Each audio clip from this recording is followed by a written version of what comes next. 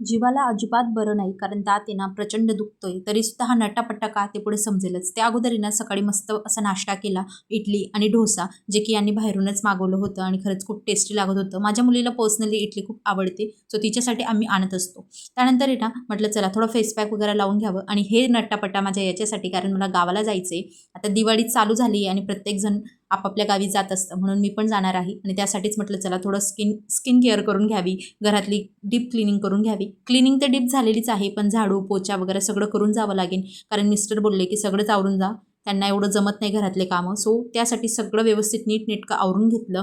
छान फ्रेश झाले, संध्याकाळची दिवाबत्ती केली, छान देवाची पूजा करून घेतली, आरती केली आणि त्यानंतर मस्त तुळशीला पण देखील दिवा लावून घेतला, अंगणात दिवा लावला आणि छान कालचीच रांगोळी होती म्हणून रांगोळी काही पुसली नव्हती आणि नंतर मी आवरायला घेतलं. जेवण वगैरे झाले रात्रीचे आणि मग पॅकिंगचा टाईम होता, सो इथं पॅकिंग करायला घेतलं आणि मी कुठे चालली ती पुढच्या व्हिडिओमध्ये नक्की कळेल. Thank you for watching. बाय.